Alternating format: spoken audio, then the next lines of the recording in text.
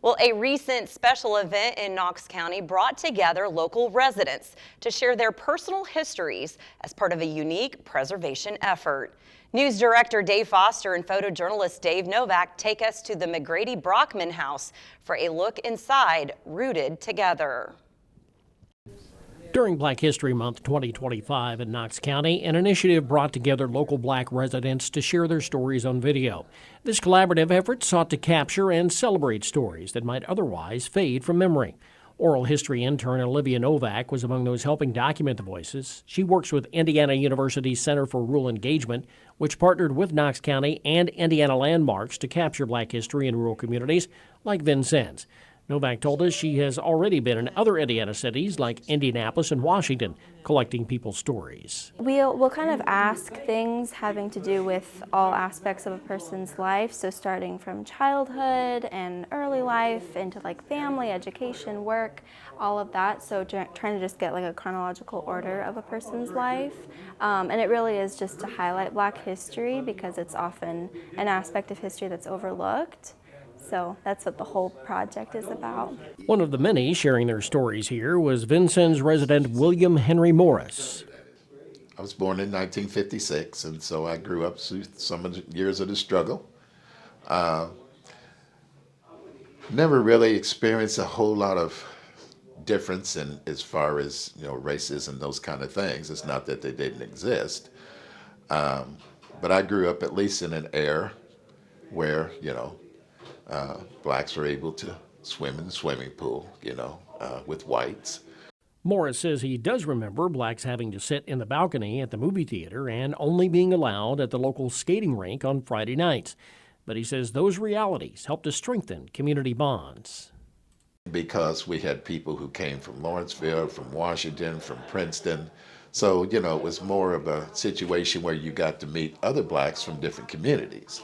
So it was a culture building thing. So, but primarily that's probably the most that I can remember growing up as a child. I didn't notice a whole lot of anything going on as far as in schools.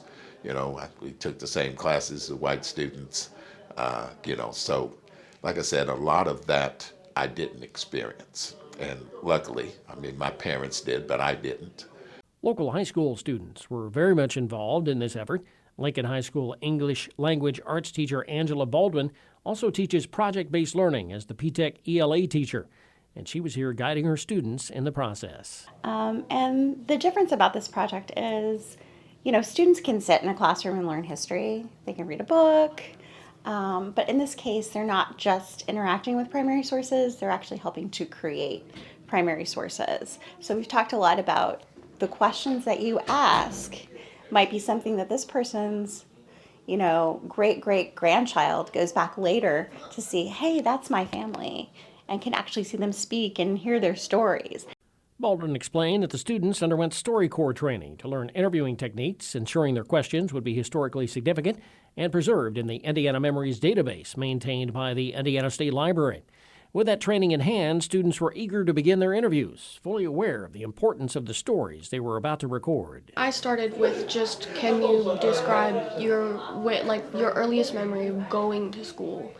And we kind of went from there. It just became a conversation.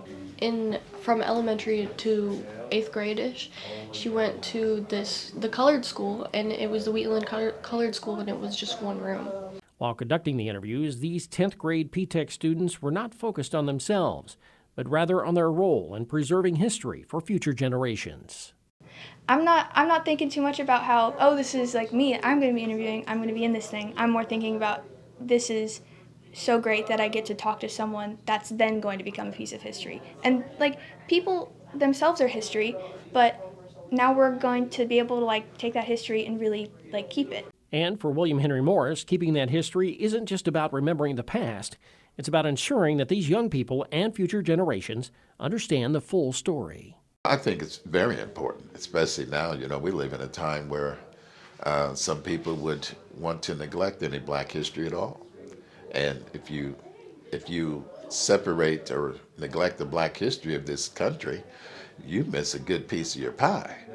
And because, blacks have contributed so much to this country, and the good and the bad. And that's the thing. I mean, history is history. We have to accept whatever it is, and I mean, there's some stuff you think, well, maybe we don't want to talk about that, but if you went through it, it's history. We wake up every day and we live history.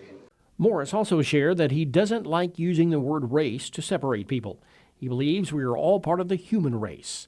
And perhaps by remembering that, we can better understand how we are all truly rooted together. For photojournalist Dave Novak, I'm Vincennes PBS News Director Dave Foster for First City Focus. For more information on the local Black History Preservation Project, you can follow a link on our website.